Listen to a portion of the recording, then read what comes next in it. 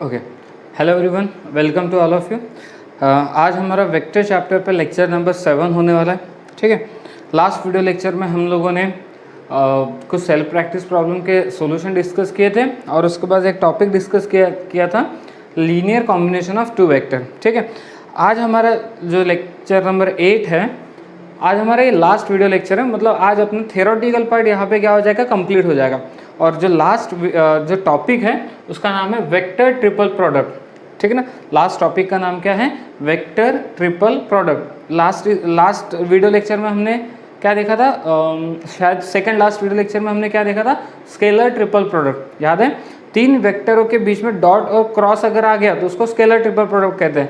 Vector triple product क्या होता है, अगर आपके पास तीन वेक्टर है तो vector A cross vector B cross vector C, vector A cross bracket के अंदर vector B cross vector C, इस तरीके से होगा। या फिर vector A cross vector B bracket में क्रॉस वेक्टर सी, इससे हम लोग कहते हैं स्केलर ट्रिपल प्रोडक्ट। इसको क्या बोलते हैं, स्केलर ट्रिपल प्रोडक्ट। ठीक है, vector A cross vector B cross vector C and vector A cross vector B cross vector C, इसे हम लोग कहते हैं स्केलर ट्रिपल प्रोडक्ट। लेकिन अच्छा ध्यान रखना कि ये जो चीज़ है, ये वेक्टर ए क्रॉस ब्रैकेट के अंदर बी क्रॉस सी और ये इक्वल नहीं होते हैं। ठीक है ना, जैसे हम लोग कहते थे ना, बॉक्स प्लॉट के अंदर ए बी सी और बॉक्स प्लॉट के अंदर बी सी ए, ये इक्वल होते हैं। ठीक है, साइक्लिक ऑर्डर अगर फॉलो हो रहा है तो वो इक्वल होते हैं। तो कुछ बच्चे शायद आप में से सोच ले कि सर यहाँ पे साइक्लिक ऑर्डर फॉलो हो रहा है, ये देखो ए फिर बी और सी है, ए बी और ए सी है, तो ये इक्वल हो जाएंगे। ठीक है ना, नहीं, ऐसा बिल्कुल नहीं है। ठीक है, वो एक अलग कंसेप्ट है, वो स्केलर ट्रिपल प्रोडक्ट। ये क्या है, वेक्टर ट्रिपल प्रोडक्ट है। बात समझ में आ रही है? अच्छा, कैसे पता चला सर आपको ये इक्वल नहीं है? क्योंकि हमें ये बात पता है कि क्रॉस प्रोडक्ट में हमने पढ़ा था कि vector A cross vector B और vector B cross vector A ये इक्वल नहीं होते हैं। Vector A cross vector B और vector B cross vector A equal नहीं होते। तो फिर वेक्टर ए का क्रॉस इन दोनों के साथ और vector A cross vector B का क्रॉस वेक्टर सी के साथ इक्वल नहीं होगा। ठीक है ना, बात समझ में आ रही है? ओके,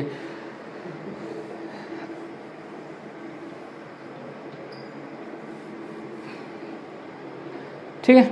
तो बस ओवरऑल में आपको क्या करना है इस चैप्टर के अंदर, पहले तो इसका ज्योमेट्रिकल इंटरप्रिटेशन समझ लेते हैं। ज्योमेट्रिकल इंटरप्रिटेशन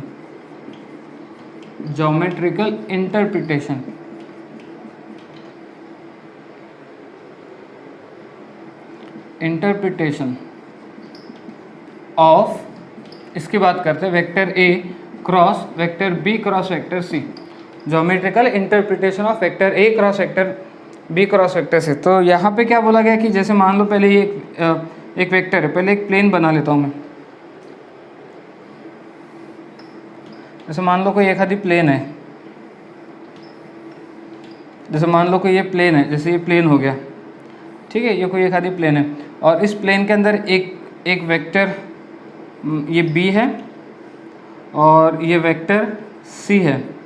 ठीक है, एक प्लेन हमने कंसीडर किया, उस प्लेन के अंदर एक वेक्टर बी लाई कर रहा है और एक वेक्टर सी लाई कर रहा है। तो इन दोनों का क्रॉस, आपको पता है इन दोनों का क्रॉस क्या देगा, एक थर्ड वेक्टर देगा जो इन दोनों को कैसा रहेगा, परपेंडिकुलर। तो ये जो वेक्टर है ये क्या है, बी क्रॉस सी है। ये जो वेक्टर है ये क्या है, बी क्रॉस सी है। बात समझ में आ रही है ना? क्रॉस प्रोडक्ट में हमने देखा था कि दो वेक्टर का क्रॉस प्रोडक्ट थर्ड वेक्टर देता है और जो क्या होता है, इन दोनों को परपेंडिकुलर होता है। अब बात आती है कि ये हो गया बी क्रॉस सी। ठीक है, और ये कोई एक आधी एक वेक्टर होगा, लेट्स से ये वेक्टर ए है, ये क्या है, वेक्टर ए है। तो ये क्या बन गया, एक प्लेन बन गया। समझ में आ रहा है? ये क्या बन गया, एक प्लेन बन गया। जैसे ये एक प्लेन है, ये एक प्लेन है जो किससे बनाया गया, या उस प्लेन के अंदर कौन है, वेक्टर बी और वेक्टर सी है। वेक्टर बी और वेक्टर सी है, इन दोनों का जब क्रॉस किया तो क्या मिला, एक थर्ड वेक्टर मिला। इन दोनों का जब क्रॉस किया तो क्या मिला, एक थर्ड वेक्टर मिला। वो थर्ड वेक्टर क्या है, बी क्रॉस सी है। वो थर्ड वेक्टर क्या है, बी क्रॉस सी। अब एक वेक्टर ए है जो कहीं पे भी हो सकता है। ठीक है ना, एक वेक्टर ए है जो कहीं पे भी हो सकता है। जैसे मान लो ये वेक्टर ए है, तो अब हम बात कर रहे हैं कि इन दोनों का क्रॉस प्रोडक्ट क्या आएगा। तो इन दोनों का क्रॉस प्रोडक्ट इन दोनों को कैसा रहेगा, परपेंडिकुलर होगा। जैसे वेक्टर बी और वेक्टर सी का क्रॉस प्रोडक्ट क्या है, बी क्रॉस सी है, तो वो इन दोनों को कैसा है, परपेंडिकुलर। तो इन दोनों का जब क्रॉस प्रोडक्ट करेंगे, ठीक है ना, तो वो भी इन दोनों को कैसा रहेगा, परपेंडिकुलर रहेगा। जैसे कि मान लो कि ये एक वेक्टर है, ये एक वेक्टर है, ये एक बी क्रॉस सी वेक्टर है, तो इन दोनों का क्रॉस, तो ये ऐसा आ जाएगा परपेंडिकुलर, ठीक है ना। ये क्या है अपना परपेंडिकुलर, किसको परपेंडिकुलर है, ये इसको परपेंडिकुलर है, ठीक है, बात क्लियर हो गई। बट आप फिर से एक बात सोचो कि बी क्रॉस सी किसको परपेंडिकुलर है, बी क्रॉस सी किसको परपेंडिकुलर है, वेक्टर बी और वेक्टर सी को। इन दोनों को परपेंडिकुलर कौन है, इन दोनों को ये थोड़ा डायग्राम में बताना थोड़ा मुश्किल हो जाएगा, बट आप समझो कि ये क्या है अपना vector A cross B cross C है। थोड़ा सा इमेजिन करने की आप कोशिश करो, थोड़ा इमेजिन करने की कोशिश करो कि हुआ क्या है, क्या कंसेप्ट क्या है। एक वेक्टर बी एक वेक्टर सी, ये दोनों एक ही प्लेन पे है, इन दोनों का क्रॉस क्या दे रहा है, वेक्टर बी क्रॉस सी। यहाँ तक तो सारे बच्चों को पता ही है, कोई दिक्कत नहीं है। अब हुआ क्या, जैसे ये हो गया आपका बी क्रॉस सी, ठीक है, मैं थोड़ा सा इधर बना देता हूँ, आप कुछ इस तरीके से इमेजिन करो कि ये वेक्टर बी है, ये वेक्टर सी है, तो इन दोनों का क्रॉस, ये देखो वेक्टर बी और वेक्टर सी का क्रॉस, ये आ गया, बात समझ में आ गई। देखो ये परपेंडिकुलर है और एक वेक्टर है, ये जैसे मान लो ये एक वेक्टर ए है, ठीक है, ये वेक्टर ए कुछ इस तरीके से है। आई होप कि आप बहुत अच्छे से इसको देख पा रहे होगे, ठीक है, कुछ इस तरीके से। ये क्या है बी और ये क्या है सी, ये जो वेक्टर ये कैसा है बी और सी को परपेंडिकुलर, मतलब ये क्या हो गया बी क्रॉस सी हो गया। और ये कौन सा वेक्टर है, ये कौन सा वेक्टर है, वेक्टर है। तो जब मैं वेक्टर ए और बी क्रॉस सी का क्रॉस प्रोडक्ट करूंगा तो मुझे एक थर्ड वेक्टर आएगा जो उनको कैसा रहेगा, परपेंडिकुलर, ठीक है। तो ये देखो ये जो वेक्टर निकला, मतलब कौन सा vector A cross B cross C, वो इन दोनों को कैसा है, परपेंडिकुलर है, इन दोनों को कैसा परपेंडिकुलर। बट आपको एक बात पता है, ये इसको कैसा है, परपेंडिकुलर है, ये इसको कैसा है, परपेंडिकुलर है। मतलब कि होगा क्या कि ये जो सी वेक्टर सी और वेक्टर बी जिस प्लेन में लाइज कर रहे हैं उसी प्लेन में ये वेक्टर भी लाइज कर रहा है, ठीक है। तो बहुत सिंपल तरीके से अगर समझना है, वैसे तो थोड़ा सा यहाँ पे डायग्राम थ्रू समझाने में थोड़ी दिक्कत हो सकती है, बट आप थोड़ा इमेजिन करने की कोशिश करो फिर भी कि मैं क्या बोलना चाहता हूँ। जैसे मान लो कि ये एक प्लेन दिया है अपने को, ये एक प्लेन है, एक प्लेन दिया है, इस प्लेन के अंदर एक वेक्टर बी है, ये एक वेक्टर सी है, ठीक है, एक वेक्टर बी दिया एक वेक्टर सी दिया, इन दोनों का क्रॉस ये थर्ड वेक्टर आएगा, ठीक है। ये कौन सा वेक्टर है, vector B cross vector C है, ठीक है, ओके। एक वेक्टर ए है हमारे पास, जैसे मान लो ये वेक्टर ए कहीं पे भी हो सकता है, जैसे ये हो गया, ये हो गया आपका वेक्टर ए। ये वेक्टर बी और वेक्टर सी एक ही प्लेन में है, ये जो वेक्टर बी क्रॉस सी है वो इसको कैसे है, परपेंडिकुलर है, जैसे फॉर एग्जांपल इस तरीके से। और जब मैं इनका क्रॉस निकालूंगा, यानी किसका, वेक्टर ए और बी क्रॉस सी का क्रॉस निकालूंगा, तो एक थर्ड वेक्टर मिलेगा। वो थर्ड वेक्टर उसी प्लेन में लाइज करेगा, वो थर्ड वेक्टर उसी प्लेन में लाइज करेगा जहाँ पे वेक्टर बी और वेक्टर सी लाइज कर रहे हैं, जहाँ पे वेक्टर बी और वेक्टर सी लाइज कर रहे हैं। आई होप कि आप इमेजिन कर पा रहे हो वो चीज़ों को वाले। तो vector A cross B cross C is a vector, ये क्या रहेगा, एक वेक्टर होगा, lies in the plane, lies in the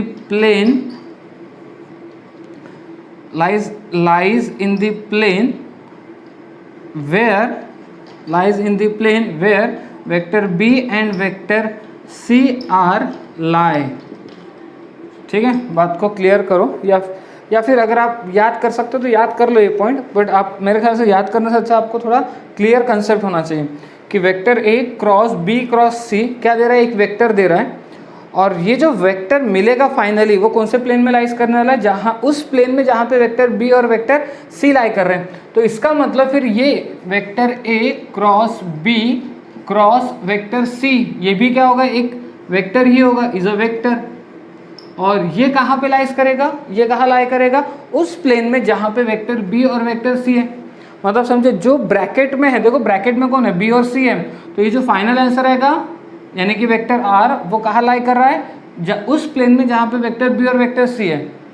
ठीक है ना। मतलब मैं इनडायरेक्टली ये बोलना चाहता हूँ कि इसका जो फाइनल आंसर आएगा यानी कि वेक्टर आर वो वेक्टर बी और वेक्टर सी के साथ कैसा होने वाला है, को प्लेनर होने वाला है, एक ही प्लेन में लाई करेगा।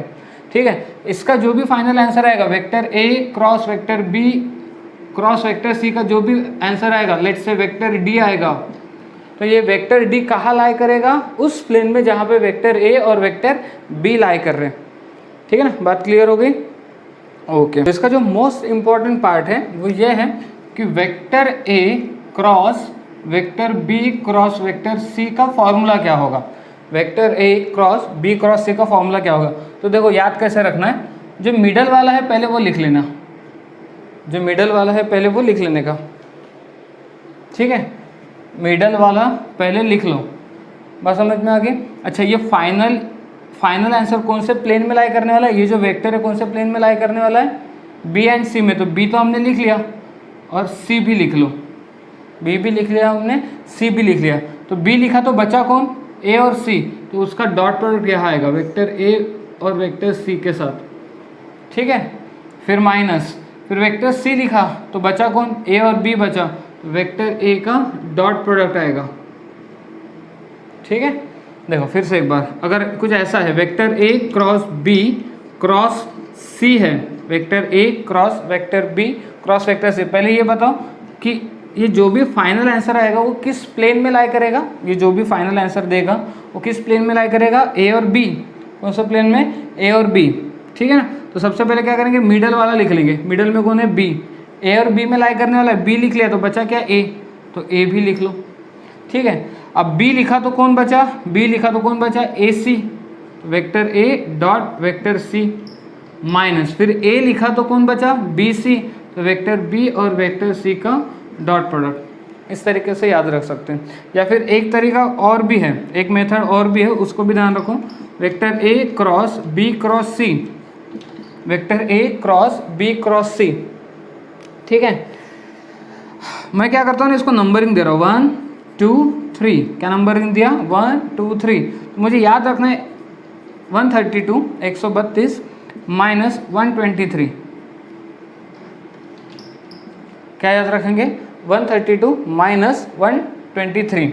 132 का मतलब 1 मतलब वेक्टर ए डॉट 3 मतलब वेक्टर सी, ठीक है, और 2 मतलब क्या, वेक्टर बी, ऐसे याद रख सकते हैं। 1 2 3 तो 132 माइनस 123, पहले ये तो इतना ऑब्वियस रहेगा ना कि पहले दो वेक्टर डॉट में आएंगे। ठीक है ना, तो वेक्टर ए और वेक्टर सी का डॉट प्रोडक्ट माइनस 1 2 3, 1 2 मतलब वेक्टर ए और वेक्टर बी का क्या आएगा, डॉट प्रोडक्ट आएगा, और साथ में वेक्टर सी आ जाएगा, ऐसे याद रख सकते हो। ठीक है, तो 1 2 3 1 2 3 कैसे याद रखना है, 132 माइनस 123।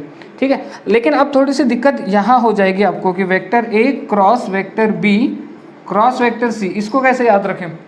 ठीक है, इसको कैसे याद रखें, तो इसको याद रखने का एक तरीका और भी है कि हमें तो ये पता है कि वेक्टर ए और वेक्टर बी का क्रॉस में minus vector B cross vector A लिख सकता हूँ। तो vector A cross vector B cross vector C को मैं ऐसे लिख सकता हूँ, माइनस वेक्टर सी का cross vector A cross vector B. ठीक है, अब फिर से अब इस पर थोड़ा फोकस कर लो, इस पर फोकस करो, 1 2 3 1 2 3, तो 132 यानी वेक्टर सी का डॉट वेक्टर बी के साथ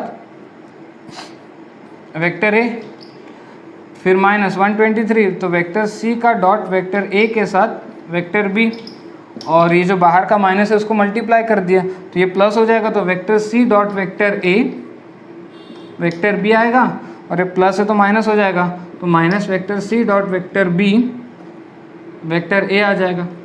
देखो वही आया होगा अपना सेकंड वेक्टर, हाँ vector A dot vector C और vector C dot vector same ही आता है, minus vector B dot vector C vector है। तो ये दो तरीके हैं याद रखने के। तो मेरे ख्याल से तो सबसे सिंपल तरीका क्या है, ये याद रखना सबसे सिंपल है। आपके लिए क्या हो जाएगा ना, कंसेप्ट भी अच्छे से समझ जाएगा। एक दो पॉइंट्स है जो आपको याद करने होते हैं स्केच वेक्टर ट्रिपल प्रोडक्ट में। देखो कैसे याद रखोगे, चलो बहुत जल्दी से समझा देता हूँ। वेक्टर ए का cross vector B cross vector C, vector A का cross vector B cross vector C. पहले ये समझो, जो फाइनल आंसर आएगा कौन से प्लेन में लाई करने वाला है, बॉक्स किधर है, बॉक्स में कौन है, बी और सी, तो फाइनल आंसर किस में आने वाला है, कौन से प्लेन में आने वाला है, बी और सी में आने वाला है। तो पहले मिडल वाला लिख लेने का, बी लिख लिया तो फिर सी लिखा, ये बी और सी में आएगा। बात समझी। ये जो फाइनल आंसर आएगा, फाइनल आंसर क्या है, एक वेक्टर आएगा, वो वेक्टर कहाँ पे लाई करेगा, उस प्लेन में जहाँ पे बी और सी है। तो क्या किया मैंने, पहले मिडल वाला लिखा बी और बचा क्या, सी, सी लिख लिया। अब बी अगर लिखा है तो कौन बचा, ए और सी, तो वेक्टर ए का डॉट किसके साथ, वेक्टर सी के साथ, माइनस। अब सी लिखा तो कौन बचा, वेक्टर ए का डॉट किसके साथ, वेक्टर बी के साथ। ठीक है। अगर दूसरे तरीका होता कि vector A cross vector B cross vector C, ऐसा होता, तो पहले ये सोचो कि जो फाइनल आंसर आएगा वो कौन से प्लेन में लाई करेगा, जो फाइनल आंसर आएगा वो कौन से प्लेन में लाई करेगा, उसके लिए ब्रैकेट कहाँ है, ब्रैकेट में कौन है वो देखो, ब्रैकेट में कौन है, ए और बी, मतलब कौन से प्लेन में आने वाला है, ए और बी प्लेन में आने वाला है। कौन सा प्लेन में आने वाला है, ए और बी में। मिडल वाले में कौन है, बी है, बी लिखा और फिर ए लिख लिया। ठीक है। अब जब बी लिखा तो कौन बचा, ए और सी बचा, तो वेक्टर ए का डॉट वेक्टर सी के साथ, फिर माइनस। ए लिखा तो कौन बचा, बी और सी बचा, तो वेक्टर बी का डॉट वेक्टर सी के साथ। तो इस तरीके से याद आप कर सकते हो। ठीक है, याद करना ही पड़ेगा, और कोई ऑप्शन नहीं है। ठीक है, तो इसकी जल्दी से प्रॉपर्टी भी देख लेते हैं। प्रॉपर्टीज, प्रॉपर्टीज क्या कहती है। पहली प्रॉपर्टी तो बहुत सिंपल है कि vector A cross vector B cross vector C, vector A cross vector B cross vector C is not equals to vector A cross vector B cross vector C, ये equal नहीं है, ये कहती है पहली प्रॉपर्टी। के बाद कि vector A cross vector B cross vector C, मान लो इसका फाइनल आंसर क्या आएगा, वेक्टर आर आ जाएगा, इसका फाइनल आंसर क्या आएगा, वेक्टर आर आएगा, तो vector R lies in the plane, vector R उस प्लेन में लाइज करेगा, lies in the plane where vector B and vector C lies, vector B and vector C lies. इसका final answer मान लो vector are है, तो vector are कहाँ lies करेगा, उस प्लेन में जहाँ पे वेक्टर बी और वेक्टर सी है। अगर ये कुछ ऐसा है, vector A cross vector B cross vector C है, मान लो इसका फाइनल आंसर आएगा वेक्टर डी, तो वेक्टर डी कहाँ लाइज करेगा, vector D lies in the plane, vector D lies in the plane where कहाँ पे, जहाँ पे vector A and vector B lies करे, vector A and vector B lies. Okay okay, चलो एक न्यूमेरिकल सॉल्व करते हैं, तो आपको और थोड़ा क्लियर हो जाएगा कि वेक्टर ट्रिपल प्रोडक्ट का यूज़ कैसे करना है करके। ठीक है ना, वेक्टर ट्रिपल प्रोडक्ट का यूज़ कैसे करना है। तो आपको क्या बोला गया यहाँ, आई क्रॉस ए क्रॉस जे, ये जे है, I cross A cross J plus J cross A cross J plus K cross A cross K, आपको शो करना है 2 वेक्टर ए के बराबर में। तो इसको हम लोग क्या करेंगे, पहले तो मैं क्वेश्चन लिख लेता हूँ, I cross A cross J, I cross A cross J plus J cross A cross J, ठीक है, plus K cross A cross के, ठीक है ना, शो करना है अपने को।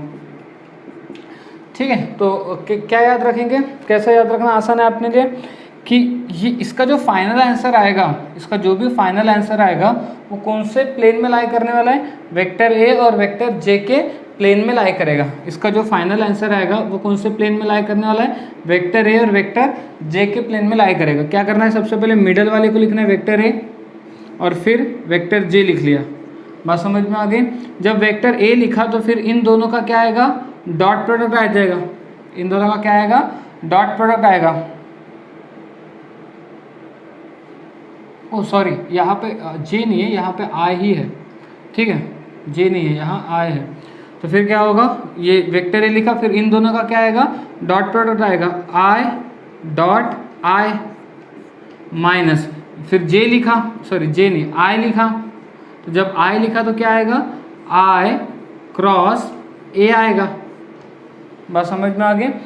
इसका जो भी फाइनल आंसर आएगा वो कौन से प्लेन में लाई करे, या तो फिर ऐसे भी याद रखो ना आप, सिंपल भी 1 2 3 1 2 3, क्या ध्यान रखना है, 132 माइनस 123, 132 माइनस 123, देखो 132 यानी I dot I A minus 123 I dot A, sorry I dot A I dot A I, ऐसे याद रख सकते हो।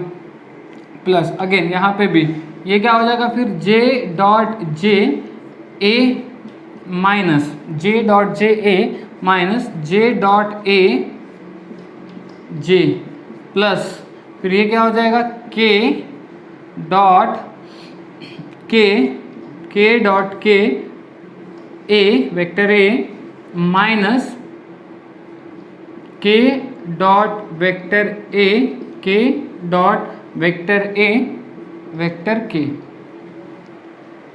ठीक है, अब सबको पता ही है आई डॉट आई कितना होता है, आई डॉट आई 1 इंटू वेक्टर ए हो जाएगा माइनस आई और वेक्टर ए का डॉट प्रोडक्ट क्या होगा, आई और वेक्टर ए का डॉट प्रोडक्ट क्या होगा। देखो तो लेट्स से कि हम मान के चलते कि वेक्टर ए क्या है, वेक्टर ए कोई वेक्टर है, let's say a1i plus b1j plus c1k और वेक्टर i, तो इन दोनों का डॉट प्रोडक्ट क्या होगा, तो i का कंपाउंड कितना है 1, इधर i का कंपाउंड कितना है a1, मतलब मेरे पास अगर i लिखा है इसका मतलब मुझे 0j प्लस 0k लगाना होगा। ठीक है, तो जब मैं इन दोनों वेक्टर का डॉट प्रोडक्ट निकालने जाऊंगा तो i का कंपोनेंट a1 है, i का कंपोनेंट 1 है, तो a1 इंटू 1 a1 होगा, b1 इंटू 0 0, c1 इंटू 0 0, तो वेक्टर i और वेक्टर a का डॉट प्रोडक्ट क्या आएगा, a1 आ जाएगा। वेक्टर i और वेक्टर a का डॉट प्रोडक्ट क्या होगा, a1 आएगा, a1 i। बात क्लियर होगी।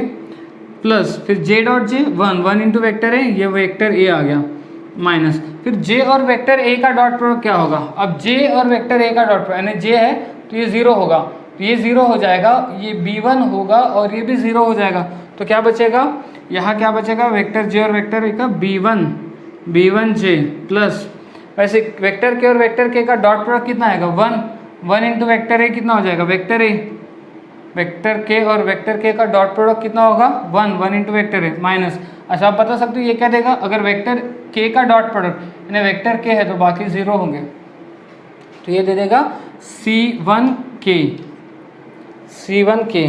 तो ये देखो vector a plus vector a कितना हो जाएगा 3 vector a minus a1i minus b1j minus c1k, तो माइनस अगर मैं कॉमन निकालूँ तो क्या बचा a1i plus b1j plus c1k, तो हो जाएगा 3 वेक्टर a माइनस ये कितना है, ये तो एक्चुअली वेक्टर a है, तो फाइनल आंसर देखो कितना आ गया 2 वेक्टर a आ गया। ठीक है, तो बस आप ये समझो कि ये वेक्टर ट्रिपल प्रोडक्ट को अप्लाई कैसे करना है। ठीक है ना, तो अप्लाई कैसे करना है वो बहुत अच्छे से आपको समझना है, तो आपको क्वेश्चन आसानी से बन जाएगा। ओके ठीक है, ओके चलो अगले क्वेश्चन पे आते हैं। नेक्स्ट क्वेश्चन में क्या बोला गया, वेक्टर ए क्रॉस फिर ब्रैकेट वेक्टर बी क्रॉस फिर bracket vector C cross vector D, हमें शो करना है कि ये vector B dot vector D into vector A cross vector C minus vector B dot vector C into vector A cross vector D के बराबर में है। तो चलो देखते हैं कि क्या होगा, vector A cross vector B cross vector C cross vector D, so vector A cross, ठीक है। अब इसको देखो फिर से वैसे याद रख सकते हो ना 1 2 3, ठीक है, तो फिर से हम लोग ऐसे याद रख सकते हैं, ये 1 ये 2 ये 3, 1 2 3 को कैसे याद रखना है 132 मतलब वेक्टर बी और वेक्टर डी का डॉट फिर वेक्टर सी माइनस 123 का मतलब वेक्टर बी वेक्टर सी का डॉट वेक्टर डी। ठीक है, बात क्लियर हो गई इतना। अब मैं वेक्टर ए का क्रॉस कर रहा हूँ, वेक्टर ए का क्रॉस किसके साथ, vector B dot vector D vector C के साथ माइनस फिर से वेक्टर ए का क्रॉस वेक्टर ए का क्रॉस किसके साथ, vector B dot vector C vector D के साथ। ठीक है, अच्छा पहले तो मेरा क्वेश्चन समझो कि अगर मान लो मेरे पास vector A cross M vector B है, vector A cross M vector B है, एम एक स्केलर क्वांटिटी है, ये हमने क्रॉस प्रोडक्ट की प्रॉपर्टी में भी लिखा था, vector A cross M vector B है, एम क्या एक स्केलर क्वांटिटी है, तो इसको मैं ऐसे लिख सकता हूँ ना M vector A cross vector B. ठीक है ना, लिख सकते हैं।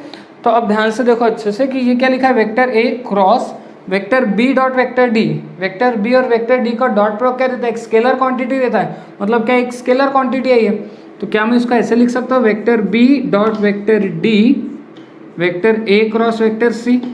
मेरे लिए ये क्या है, एक स्केलर क्वांटिटी है, m है, तो m जैसे वहाँ पे देखो m को बाहर लिखा, तो m बाहर लिखा मतलब ये बाहर लिखा मैंने, तो vector a cross vector c हो जाएगा माइनस। उसी तरीके से वेक्टर b और वेक्टर c का डॉट प्रोडक्ट क्या देता है, स्केलर क्वांटिटी देता है। तो स्केलर क्वांटिटी मान लो ये m है, तो vector c dot vector b dot vector c, और बचा क्या, vector a cross vector d बचा, और यही अपने को प्रूफ करना था।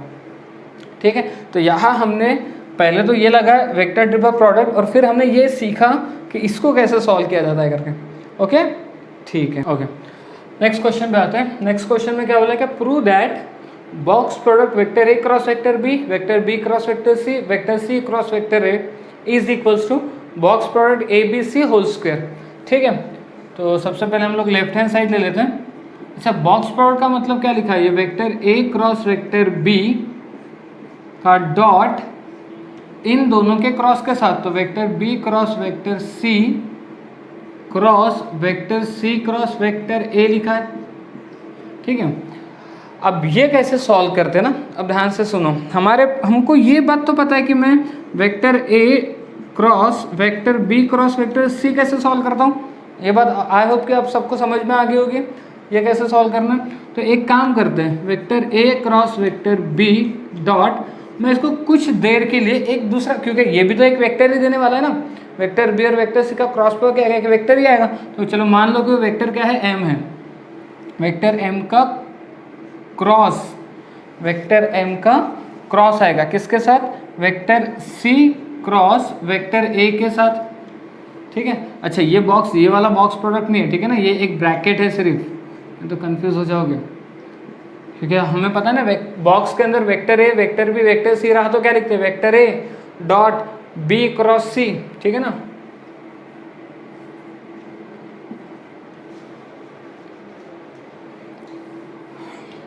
तो ये आ जाएगा फिर vector A cross vector B dot, अब इन तीनों को तो सॉल्व कर सकते हैं हम लोग अगेन, 1 2 3 1 2 3 में क्या करते हैं, 132 मतलब वेक्टर 1 2 3 132 यानी वेक्टर m और वेक्टर a का डॉट, फिर वेक्टर c क्रॉस वगैरह नहीं आता ना, माइनस, फिर 123 तो वेक्टर m और वेक्टर c का डॉट वेक्टर a, ये आ जाता है। ठीक है, okay, so vector a cross vector b dot, अच्छा m मीन्स क्या है, m मीन्स क्या लिया था अपन ने, b क्रॉस c, m मतलब b cross c dot vector a, कुछ ऐसा आ गया, और फिर वेक्टर c माइनस, फिर से m मतलब क्या है, m मतलब है b cross c dot vector a, और फिर साथ में क्या आएगा, वेक्टर a आ जाएगा। ठीक है, अच्छा ओके ओके, ठीक है ना।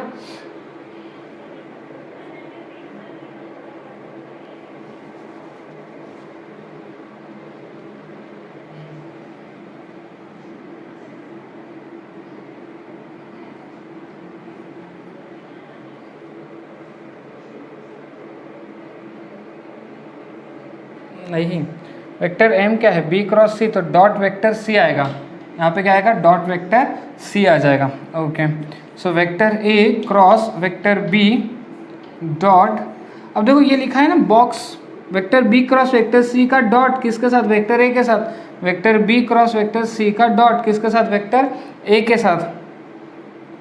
तो क्या मैं इसको ऐसे, फिलहाल के लिए तो मैं इसको ऐसे रहने देता हूँ, बॉक्स के अंदर लिख सकता हूँ इसको b क्रॉस c डॉट है, तो ये क्या हो जाएगा, b c a, ठीक है, और फिर क्या आएगा, वेक्टर c माइनस, अच्छा ये देखो यहाँ पे क्या हो गया, यहाँ पे वेक्टर c क्या होगा, रिपीट हो गया, वेक्टर c क्या होगा, रिपीट, तो ये चीज़ क्या होगी, 0, तो फाइनली तो 0 दे देगा, यानी ये आ जाएगा 0।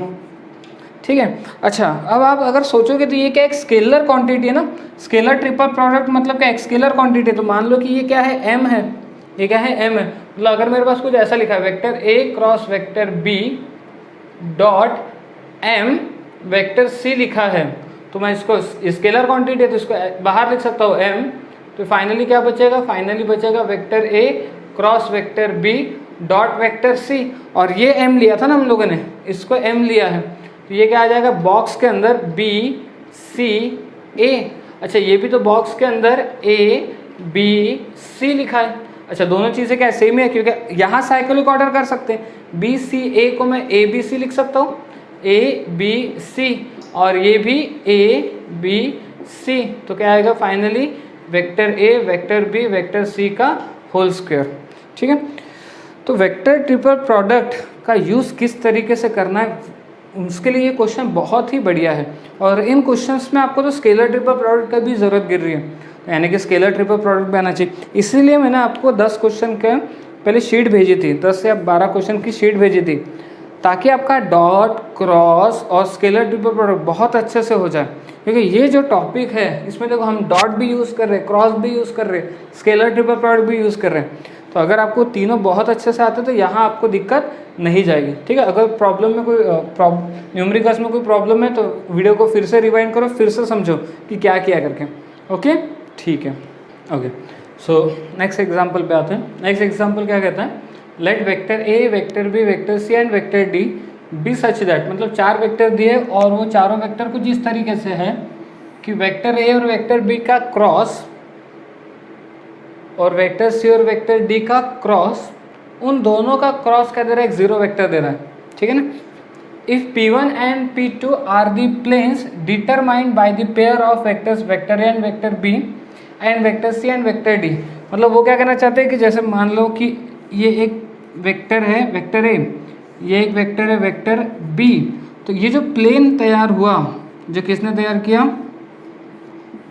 किया, वेक्टर ए और वेक्टर बी ने, इसको हमने बोला P1, इसको हमने क्या बोला P1, और एक ये मान लो एक वेक्टर C है और ये वेक्टर D है। ठीक है, इन्होंने मिलके जो प्लेन तैयार किया, इस प्लेन को हमने बोल दिया P2।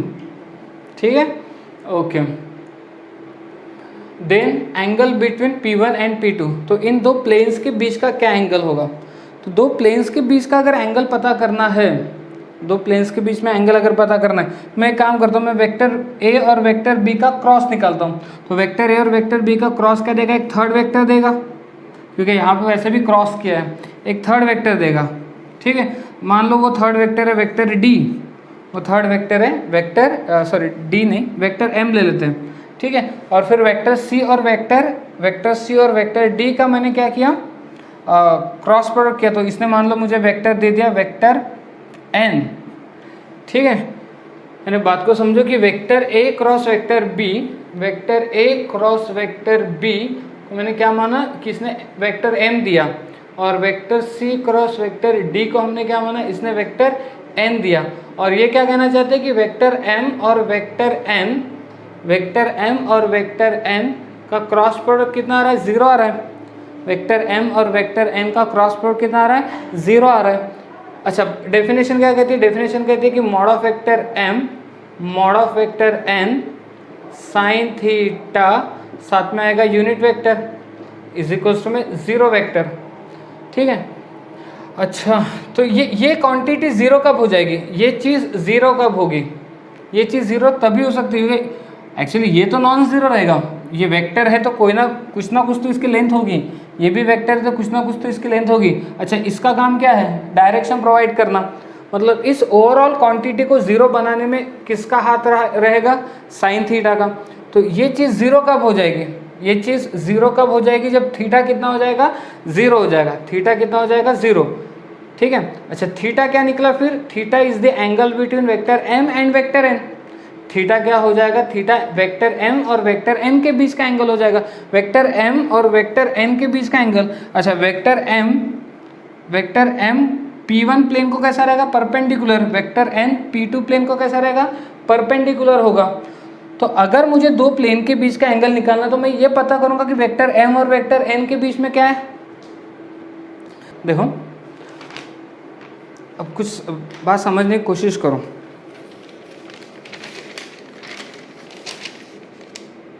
ओके, देखो बात को समझने की कोशिश करो आप। यहाँ पे क्या था वेक्टर, यहाँ पे क्या था वेक्टर ए और वेक्टर बी। तो देखो मान लो कि ये जो साइड है इसकी, ये साइड, ये क्या है वेक्टर ए है, और ये क्या है वेक्टर बी है, ये साइड क्या होगी वेक्टर ए, तो ये क्या बन गया एक प्लेन, ये क्या बन गया प्लेन, देखो बन गया प्लेन। इस प्लेन का मतलब मैं जब इन दोनों का क्या निकालूंगा, इन दोनों का क्रॉस निकालूंगा तो वो क्या देगा एक वेक्टर देगा, और वो वेक्टर कौन है वेक्टर एम, ठीक है। सेम इसी तरीके से एक प्लेन बना वेक्टर सी और वेक्टर डी का यूज़ करके, वेक्टर सी और वेक्टर डी का यूज़ करके। अब मान लो कि ये वेक्टर सी है, ये वेक्टर डी है, तो ये भी एक प्लेन दे रहा है, देखो दिया इसने प्लेन, ये प्लेन दिया। तो इसका जब मैं क्रॉस निकालूंगा कि इसका वेक्टर सी और वेक्टर डी का जब क्रॉस निकालूंगा तो मुझे क्या मिलेगा, थर्ड वेक्टर मिलेगा। वो थर्ड वेक्टर इस प्लेन को कैसा रहेगा, परपेंडिकुलर होगा। अब जैसे मान लो इस तरीके के कोई दो प्लेन है आपके पास, ठीक है ना, कोई दो प्लेन है इस तरीके से, तो अगर ये दो प्लेन एक दूसरे को परपेंडिकुलर है, मान लो देखो ध्यान से देखो, ये दो प्लेन अगर एक दूसरे को क्या है परपेंडिकुलर है, तो इस प्लेन को जो वेक्टर था और इस प्लेन को जो वेक्टर था वो भी कैसे रहेंगे, परपेंडिकुलर हो गए।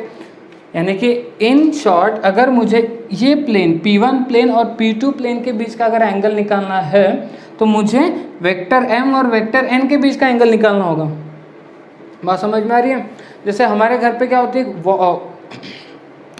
जैसे अब आप ये एक प्लेन है, ठीक है ना, ये एक प्लेन तैयार हो गया, ये प्लेन किसका यूज़ करके, वेक्टर ए और वेक्टर बी का यूज़ करके, और ये क्या हो गया वेक्टर एम। वेक्टर एम कैसे मिला, इन दोनों के क्रॉस से मिला। वेक्टर सी और वेक्टर डी ने क्या तैयार किया, एक प्लेन तैयार किया। इन दोनों का जब क्रॉस करूंगा तो क्या देगा, वेक्टर एन देगा। वेक्टर एन इस प्लेन को कैसा रहेगा, परपेंडिकुलर। वेक्टर एम इस प्लेन को परपेंडिकुलर है, वेक्टर एन इस प्लेन को परपेंडिकुलर है।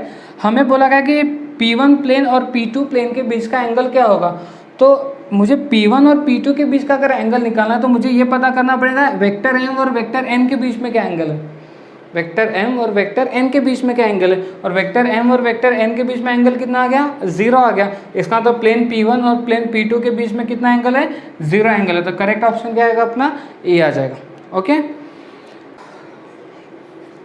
ओके, अब आता है एक लास्ट क्वेश्चन पे। लास्ट क्वेश्चन डिस्कस कर लेते हैं, फिर आपका यहाँ पे theory part plus numerical part complete हो जाएगा।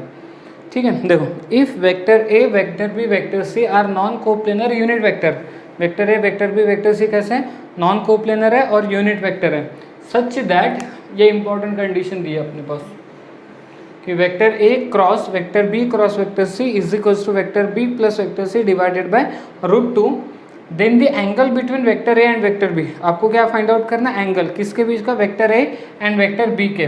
तो जो आप लोगों को दिया है पहले उससे से शुरुआत करते हैं कि vector A cross vector B cross vector C is equals to दिया है। अच्छा, इसको ऐसे लिख सकता हूँ मैं 1/√2 vector B plus 1/√2 vector C, ठीक है ना।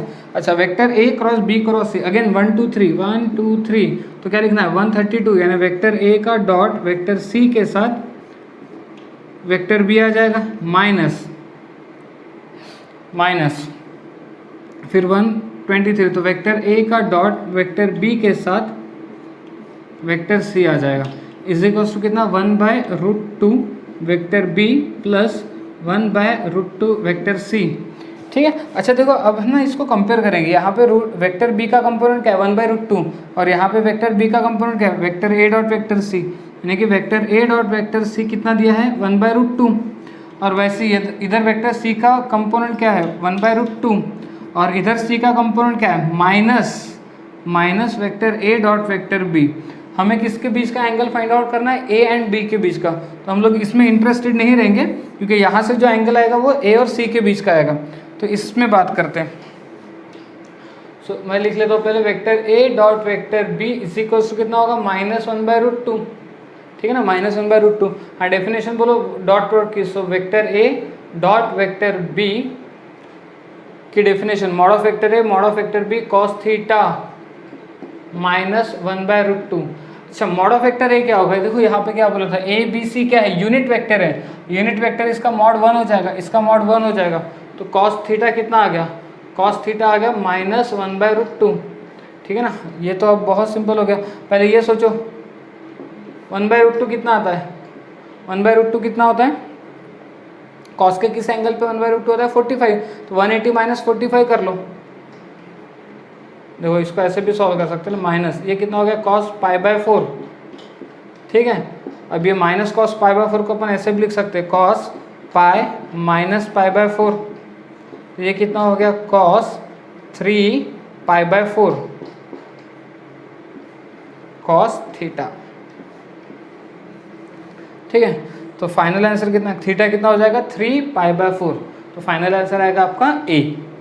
ओके, तो यहाँ आपका वेक्टर चैप्टर पूरी तरीके से क्या हो चुका है, कंप्लीट हो चुका है। इसमें जो मेन इंपॉर्टेंट टॉपिक है ना वो है आपका डॉट प्रोडक्ट, वो है आपका क्रॉस प्रोडक्ट, उसके बाद स्केलर ट्रिपल प्रोडक्ट और उसके बाद वेक्टर ट्रिपल प्रोडक्ट। 4 में से एक टॉपिक पे हर साल एक क्वेश्चन जेईई मेन में आता ही है। ठीक है, ओके, ये वीडियो आप अच्छे से देख लो। इसके साथ साथ अगर अब आपको लग रहा है कि स्केलर ट्रिपल प्रोडक्ट भी बहुत इंपॉर्टेंट है, मैंने उतना सीरियसली नहीं देखा, एक बार वो देख लो, डॉट प्रोडक्ट को भी एक बार देख लो, क्रॉस प्रोडक्ट को भी एक बार देख लो। ठीक है, आपके ग्रुप पे मैं एक वर्कशीट अपलोड करने वाला हूँ, आपके ग्रुप पे एक वर्कशीट अपलोड होगी, वो वर्कशीट हम लोग अगले क्लास से डिस्कस करेंगे। ओके, तो आज यहीं पे स्टॉप हो जाते हैं, बाकी अगले क्लास